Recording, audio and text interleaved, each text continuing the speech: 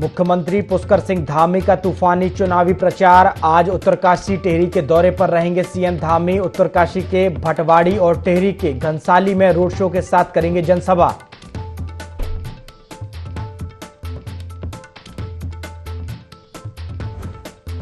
उत्तराखंड की राजनीति की बड़ी खबर। पूर्व मंत्री हरक सिंह रावत आज हो सकते हैं बीजेपी में शामिल। बहू अनुकृति गुसाई पहले ही कांग्रेस से दे चुकी हैं इस्तीफा।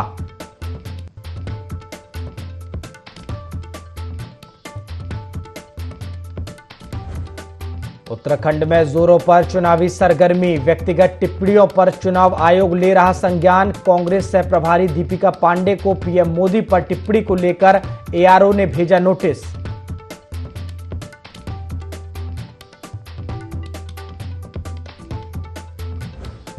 पिथौरागढ़ पुलिस को मिली बड़ी कामयाबी। 15 सालों से फरार शातिर अपराधी को किया गिरफ्तार। पुलिस टीम को एसपी ने किया सम्मानित।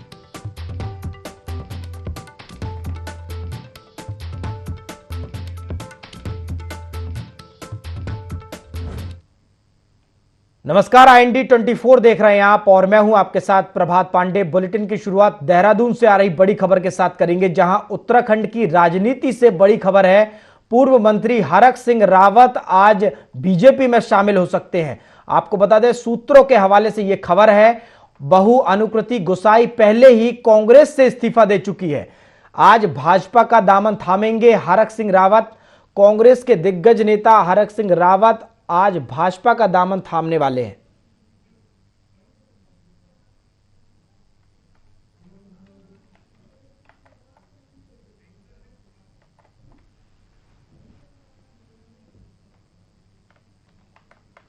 तो देहरादून से ये आपको बड़ी खबर दे रहे हैं। पूर्व मंत्री हरक सिंह रावत आज बीजेपी में शामिल होंगे। सूत्रों के हवाले से एक खबर है। आपको बता दें, बहू अनुकृति गुसाई पहले ही कांग्रेस से इस्तीफा दे चुकी हैं। तो कांग्रेस से जो इस्तीफे का दौर है वो रुकने का नाम नहीं ले रहा। आपको बता दें, एक एक करके तमाम बड़े नेता कार्यकर्ता कांग्रेस से इस्तीफा दे रहे हैं। बहू अनुकृति गुसाई पहले ही कांग्रेस से इस्तीफा दे चुकी हैं और पूर्व मंत्री हरक सिंह रावत अब बीजेपी में शामिल होने जा रहे हैं।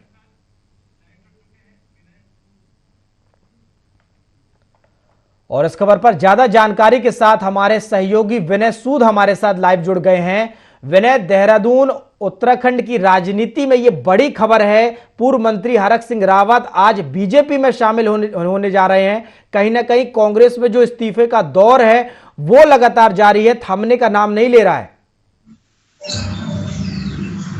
जी प्रभात, बिल्कुल। देखिए, आपको बता दें कि जिस तरह से लोकसभा का जो समय है, लोकसभा का चुनाव का जो समय है वो नजदीक आता जा रहा है। ऐसे में तमाम जो विपक्षी दल हैं वो लगातार बीजेपी में शामिल हो रहे हैं। तो वहीं कांग्रेस की अगर बात करें तो कांग्रेस के भी कई बड़े दिग्गज नेता लगातार बीजेपी ज्वाइन कर चुके हैं। तो ऐसे में देखा जा सकता है कि जो अब यहाँ पर पूर्व मंत्री की बात करें, हरक सिंह रावत की बात करें, तो वो भी जो है अब बीजेपी का दामन यहाँ पर थामने जा रहे हैं। तो ऐसे में देखा जा सकता है कि जो उनकी बहू है अनुकृति गुसाई, उन्होंने भी कांग्रेस से इस्तीफा दे दिया है। तो अब लगातार जिस तरह से बीजेपी का जो परिवार है बढ़ता जा रहा है उत्तराखंड में, तो देखा जा सकता है कि हर तरह से जो तैयारियां हैं लोकसभा चुनाव को लेकर किस तरीके से उत्तराखंड में चल रही है। लगातार यहाँ पर देखा जाए तो जो कांग्रेस है, कांग्रेस से यहाँ पर हरक सिंह रावत की अगर बात करें तो हरक सिंह रावत यहाँ से दावेदारी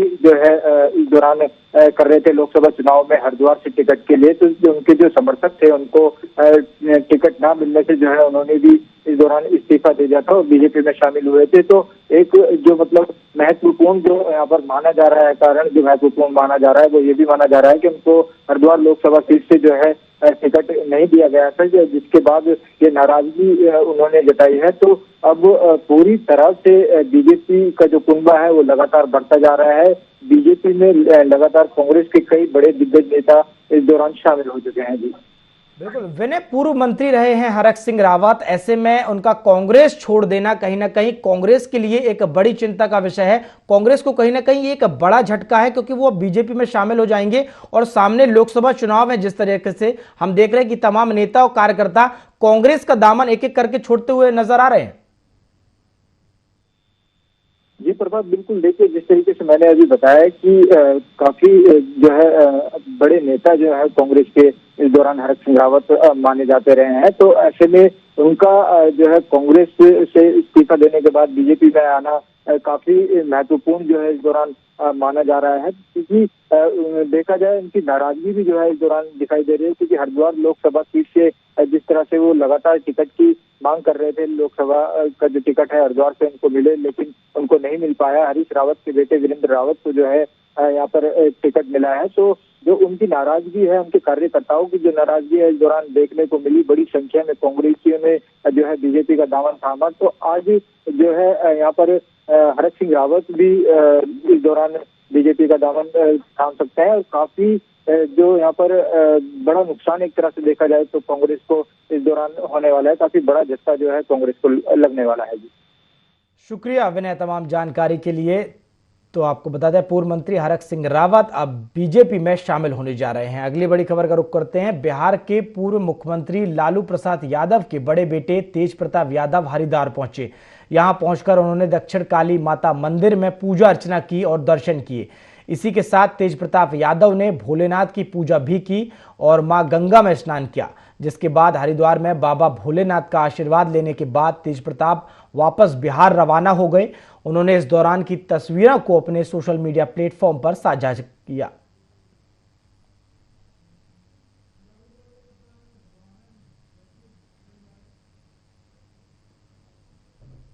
चुनावों के दौरान हरिद्वार में सड़कों पर दूसरे जिलों और राज्यों के वाहनों पर कड़ी निगरानी रखी जा रही है। पुलिस और चुनाव ड्यूटी में लगे अधिकारी बाहरी वाहनों की सघनता से जांच कर रहे हैं। हरिद्वार लोकसभा में लगाई गई एफएसटी टीमें भी हरिद्वार के मुख्य चौक चौराहों पर वाहनों की चेकिंग में जुटी हुई है। गौरतलब है कि चुनाव में इस्तेमाल करने के लिए कैश और शराब का परिवहन बढ़ जाता है। इसकी रोकथाम के लिए लगातार चेकिंग की जा रही है।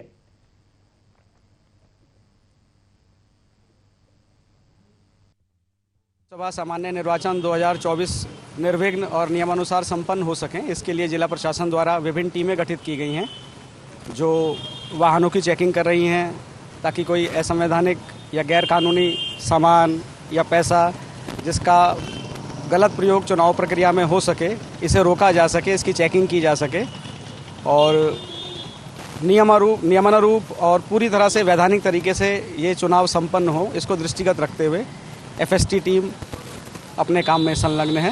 इसी के तहत विभिन्न वाहनों की चेकिंग की जा रही है। जोशीमठ के उद्यान विभाग ने पायलट प्रोजेक्ट के अंतर्गत अभिनव पहल की है। यहां डच ट्यूलिप फ्लावर की नर्सरी तैयार की गई है, जिसमें नीदरलैंड से मंगाए गए 5 प्रजाति के ट्यूलिप फ्लावर खिल रहे हैं। जोशीमठ क्षेत्र में खूबसूरत डच वैरायटी के ट्यूलिप पुष्पों की खेती पर जोर दिया जा रहा है, जिससे युवाओं को स्वरोजगार और पर्यटन को बढ़ावा मिलेगा। देखिए ये रिपोर्ट। यूरोप की मिल्कियत कहे जाने वाले ट्यूलिप फ्लावर अब उत्तराखंड के जोशीमठ में भी अपनी छटा बिखेरेगा। यहाँ की उद्यान नर्सरी में ट्यूलिप के 5 अलग अलग रंगों के फूल खिले हुए हैं। जोशीमठ राजकीय आदर्श उद्यान की नर्सरी में सफलतापूर्वक ट्यूलिप खिलने से अब उद्यान विभाग भी खासा उत्साहित है और अब इस पायलट प्रोजेक्ट के शोध के बाद कमर्शियल तौर पर ट्यूलिप गार्डन बनाने की योजना धरातल पर उतारने की तैयारी है, ताकि यहाँ का ट्यूलिप गार्डन यूरोप की तरह पर्यटकों के बीच आकर्षण का केंद्र बन सके। देश में पहले जम्मू कश्मीर के श्रीनगर में ही ट्यूलिप का दीदार हो पाता था, लेकिन अब उत्तराखंड में भी इसका प्रयोग सफल रहा और वह इसे उगाने वाला दूसरा राज्य बन गया है।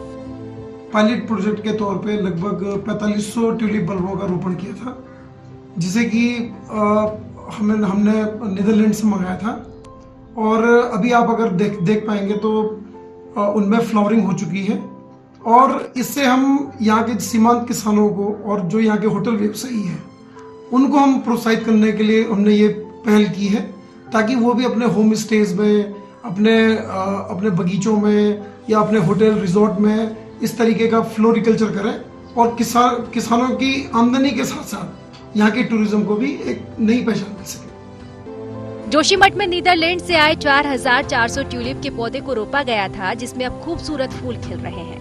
पायलट प्रोजेक्ट के अंतर्गत क्षेत्र के पर्यटन कारोबारियों और होटल उद्योग से जुड़े लोगों और युवाओं को ट्यूलिप गार्डन के डेवलप करने के लिए प्रोत्साहित किया जाएगा और रोजगार के अवसर बनाने के लिए नई योजना भी तैयार की जाएगी। हॉलैंड के डच ट्यूलिप देखने का सबसे अच्छा समय अप्रैल और मई के बीच का होता है। दुनिया में सबसे बड़ा फ्लावर्स पार्क केयू केन हॉफ है, जिसे गार्डन ऑफ यूरोप के नाम से भी जाना जाता है। वहीं जोशीमठ में भी हालिया मौसम और महीना ट्यूलिप फ्लावर के लिए मुफीद साबित हो रहा है, जो फ्लोरिकल्चरल व्यवसाय के लिए अच्छी खबर है। चाहे वह सफेद रॉयल वर्जिन ट्यूलिप हो या गहरा मैरून रात की रानी ट्यूलिप, बर्फीला सफेद हकुम हो या क्रीम रंग का पुरीसीमा ट्यूलिप, ये सब महकते फूल आजकल राजकीय उद्यान जोशीमठ की नर्सरी में अपनी महक बिखेर रहे हैं। हॉलैंड से आयातित पौधे यहाँ मंगवाए गए हैं। स्थानीय लोगों को जिससे रोजगार बढ़े या स्थानीय लोगों को आजीविका में बढ़ोतरी की जा सके। सिंघधार उद्यान नर्सरी में तैयार हुए ट्यूलिप फूलों के खिलने से उद्यान विभाग कर्मियों के चेहरे भी खिल उठे हैं। लोगों का कहना है कि इन खूबसूरत फूलों को देखकर उनसे नजरें हटाने का मन नहीं कर रहा। यदि सब कुछ ठीक रहा तो आने वाले समय में जोशीमठ क्षेत्र में इन खूबसूरत डच वैरायटी के ट्यूलिप की खेती लहराती नजर आएगी। जोशीमठ की मुफीद जलवायु इन ट्यूलिप फूलों के कमर्शियल उत्पादन में कितनी कारगर साबित होगी, ये देखना होगा। IND24 के लिए जोशीमठ से संजय कुमार की रिपोर्ट। खबरों में आगे बढ़ते हैं। भारत के मिनी स्विट्जरलैंड कहे जाने वाले हर्षिल का सेब पूरी दुनिया में फेमस है। साथ ही यहाँ की बर्फीली घाटियां हमेशा से ही पर्यटकों की पहली पसंद रही हैं, लेकिन इस बार यहाँ पर रिकॉर्ड मात्रा में पर्यटकों का आना लगा हुआ है।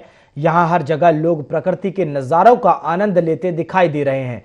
हर्षिल घाटी का कई फिल्मकारों का भी पसंदीदा जगह रही है। साथ ही राम तेरी गंगा मैली का पोस्ट ऑफिस भी यहाँ धरोहर के रूप में रखा हुआ है। वहीं यहाँ भारत का सबसे स्वच्छ गांव बगोरी भी स्थित है, जहां रोज हजारों लोग घूमने आते हैं। यहाँ पहुंच रहे पर्यटकों के चेहरे पर यहाँ की वादियों की खूबसूरती साफ देखी जा सकती है।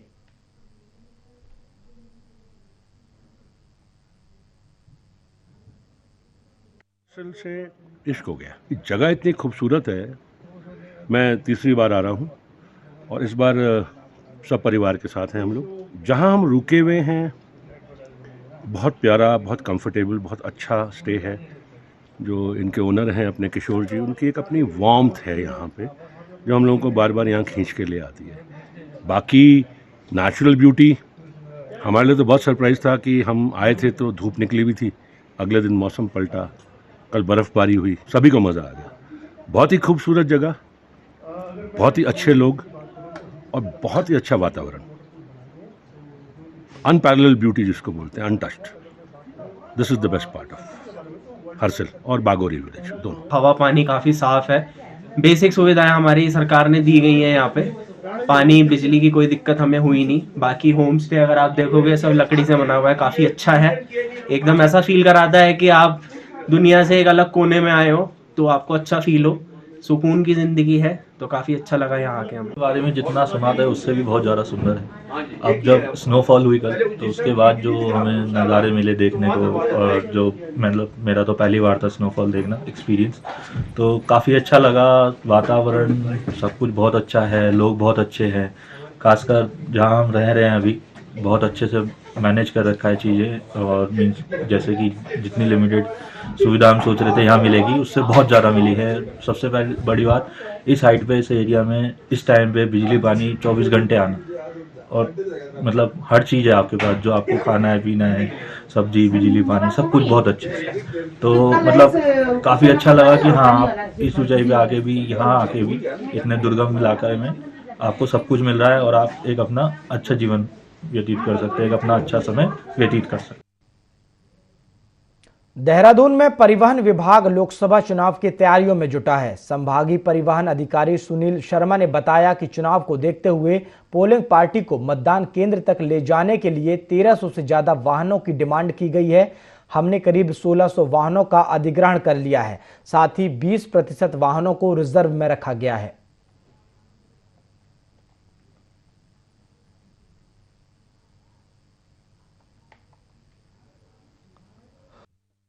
आरटीओ ऑफिस देहरादून है, वो एक नोडल एजेंसी है जो चारों जिलों में चुनाव की समीक्षा कर रहे हैं। साथ में देहरादून जिले के अंदर भी व्यवस्था कर रहे हैं। इसके अंतर्गत अगर सिर्फ देहरादून जिले का लिया जाए तो देहरादून जिले में अब तक जो डिमांड प्राप्त हुई है 1398 वाहन की डिमांड प्राप्त हुई है, जिसके अंदर एमसीसी में लगे सारे अधिकारियों के लिए वाहन, पोलिंग पार्टी के लिए वाहन, पुलिस के लिए वाहन, और जो अन्य राज्यों से हमें पैरामिलिट्री फोर्सेज आएंगी उनके लिए वाहन प्रोवाइड किए जा रहे हैं। इसको दृष्टिगत हमारे द्वारा 1674 वाहन को अधिग्रहण कर दिया गया है, जिसमें 20% रिजर्व रखे गए हैं, 276 वाहन। और ये भी सुनिश्चित किया जा रहा है कि जो अप्रत्याशित डिमांड आ जाती है, चाहे वो पुलिस से आए या फिर निर्वाचन से आए, उसको भी तुरंत प्रोवाइड किया जाए। जैसे कि जीपीएस लगे हुए कंटेनर हो या एक स्पेसिफिक तरह के वाहन हैं जो कि आवश्यकता पड़ती है, उनको भी हमारी इन्फोर्समेंट टीमें अधिग्रहण कर रही हैं और प्रोवाइड करा दी जा रही है। किसी भी जिले में, चाहे वो देहरादून हो, हरिद्वार हो, टिहरी हो, उत्तरकाशी हो, किसी भी प्रकार के वाहन की कोई कमी नहीं होगी। इलेक्शन में हर प्रकार का वाहन जिसकी रिक्वायरमेंट है वो प्रोवाइड किया जाएगा और उसकी समीक्षा कर ली गई। रुद्रपुर में प्रधानमंत्री नरेंद्र मोदी की सभा से पहले कांग्रेस की महिला कार्यकर्ताओं ने अंकिता भंडारी को न्याय दिलाने की मांग को लेकर सड़कों पर प्रदर्शन किया, जिसके बाद पुलिस ने उत्तराखंड प्रदेश महिला कांग्रेस कमेटी की अध्यक्ष ज्योति रौतेला और वरिष्ठ उपाध्यक्ष मीना शर्मा को गिरफ्तार किया।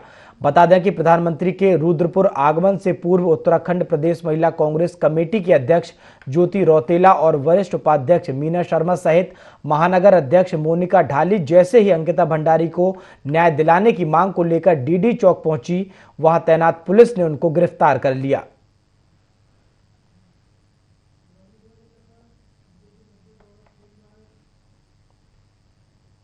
भाजपा के राष्ट्रीय अध्यक्ष जेपी नड्डा 4 अप्रैल को उत्तराखंड में 2 दिवसीय दौरे पर आ रहे हैं।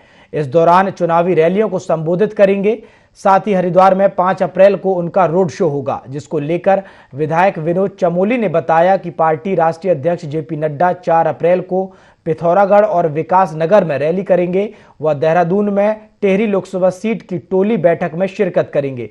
उन्होंने कहा कि राष्ट्रीय अध्यक्ष 5 अप्रैल को हरिद्वार में रोड शो करने के साथ ही संतों के साथ एक बैठक भी करेंगे। देखिए, चुनाव में प्रचार की दृष्टि से जहाँ जहाँ जिस तरह से मांग आ रही है, उसके हिसाब से जो हमारे स्टार प्रचारक हैं उनके मूवमेंट्स हो रहे हैं। तो यहाँ पर क्योंकि आज प्रधानमंत्री जी का उत्तराखंड में दौरा चल रहा है, आगे भी जो जानकारी मेरी कि संभवतः हरिद्वार में उनकी सभा आगे होने जा रही है, तो उसके कारण संभवतः जो माननीय राष्ट्रीय अध्यक्ष जी हैं उनके कार्यक्रमों में परिवर्तन हो रहा होगा। तो जो लोग इसको देख रहे हैं, पूरे रैलियों का जो काम प्रबंधन देख रहे हैं, वो लोग आवश्यकता अनुसार उनको भेज रहे हैं। 10 मई से 4 धाम यात्रा शुरू होगी। गंगोत्री धाम के कपाट खुलने पर यात्रा शुरू होगी। यात्रा की तैयारियों का सीएम धामी ने भी जायजा लिया और अधिकारियों के साथ बैठक की। इसी पर देखिए खास रिपोर्ट। प्रदेश के मुख्यमंत्री पुष्कर सिंह धामी यात्रा से संबंधित सभी विभागों की समीक्षा बैठक भी कर चुके हैं और तैयारी का जायजा ले चुके हैं।